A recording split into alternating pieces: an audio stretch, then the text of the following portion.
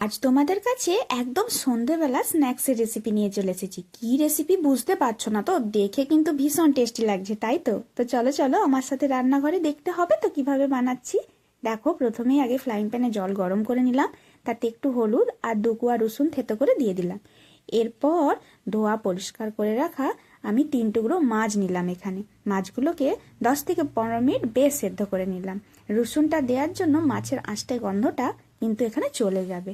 আর এই রেসিপিটা সবসময় চেষ্টা করবে পেটির যদি মাছ থাকে তাহলে খুব ভালো হয়। আমার কাছে দুটো মাত্র পেটি ছিল, তো দুটো পেটিতে তো হবে না, তাই আমি একটা চাকার মাছ, গাদার মাছ যেটাকে বলে, ওটাকে অ্যাড করেছি। তার জন্য আমাকে একটু কাঁটাটা কষ্ট করে বাছতে হয়েছে।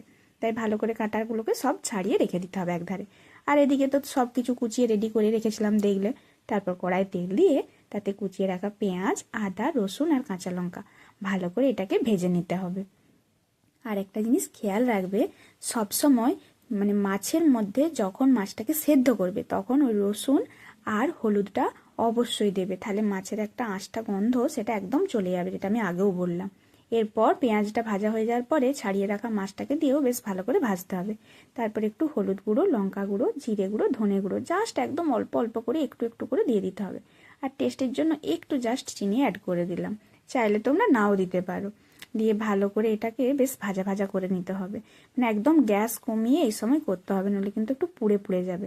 আর যে মশলাটা আমি বানাচ্ছি দেখে নাও, ভাজা মশলাটা কি দিচ্ছি: ধনে, জিরে, এলাচ, লবঙ্গ, দারচিনি আর শুকনো লঙ্কা। একদম অল্প পরিমাণে এটাকে রেডি করে ভেজে রেডি করে নিতে হবে।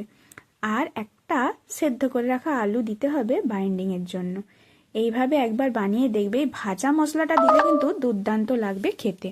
তাই চেষ্টা করবে অবশ্যই যেন ভাজা মশলাটা তোমরা দাও। এইভাবে একবার বানিয়ে দেখবে, এই কাটলেটটা কিন্তু দারুণ স্বাদ হবে। ভাজা মশলাটা দেওয়ার জন্যই স্বাদটা যেন বেশিই ভালো লাগবে। তো আমার পুরটা রেডি হয়ে গেল, পুরটাকে আমি ঠান্ডা করতে দিয়ে দিলাম। আর এদিকে একটা ডিম ফাটিয়ে গোলা বানিয়ে নিলাম, আর একটু অ্যারারুট গুলেও ওরও একটা ঘোল বানিয়ে রাখলাম। কেউ যদি চায় আমি ডিম দেবো না, ডিমের ফ্লেভার, তারা কিন্তু অ্যারারুটটা দিতে পারে। আর আমি কিছু কুচিয়ে রাখা ধনেপাতা দিলাম, চাইলে তোমরা পুরটা যখন হয়ে আসবে তখন কড়াতে দিয়ে দিতে পারো। তো আমার দেয়া হয়নি, তার জন্য পুরটা নামাবার পরে আমি কুচনো ধনেপাতাটা ওর সাথে মিক্সড করে নিলাম। দিয়ে আমি ঠিক এইভাবে এই শেপে বানিয়ে নিচ্ছি, তোমরা একটু ভালো করে দেখে নাও। তোমরা চাইলে নানা রকম শেপ দিতে পারো, তো আমি একটু ডায়মন্ড শেপেরই দিলাম। কাটলেট তো সাধারণত এরকম শেপ দিলে একটু ভালো লাগে দেখতে। তো তোমরা গোলও বানাতে পারো বা চৌকোও বানাতে পারো, যে যা খুশি একটা শেপ দিয়ে বানিয়ে নিবে। তারপর এইভাবে বানিয়ে নিয়ে ডিমের গোলায় ডুবিয়ে আর বিস্কিটের যে গুঁড়োটা রেখেছিলাম রেডি করে, এইটার মধ্যে ভালো করে কোট করে নিতে হবে। আর প্রত্যেকটা কাটলেট কিন্তু দুবার করে কোট করতে হবে। আর বিস্কিট গুঁড়ার কথাটা এখানে বলে দিই, চাইলে দোকানেরও আনতে পারো, বা এদিকে কোনো যদি ব্রেড বাড়িতে থেকে থাকে সেটাকে সেঁকে একটু মিক্সিতে ঘুরিয়ে নিলেও বাড়িতেই কিন্তু ব্রেড ক্রাম্ব রেডি হয়ে যাবে। তারপর কাটলেটগুলো সব গড়ে নিয়ে আমি 15 মিনিট রেস্টে রেখেছিলাম। তারপর তেলে ভেজে নিয়ে চলে এলাম, তোমাদের চোখের সামনে দেখে নাও কত সুন্দর হয়েছে কাটলেটগুলো। আমি একটা ভেঙেও দেখাচ্ছি ভিতরটা কত সুন্দর মাছে ভরা।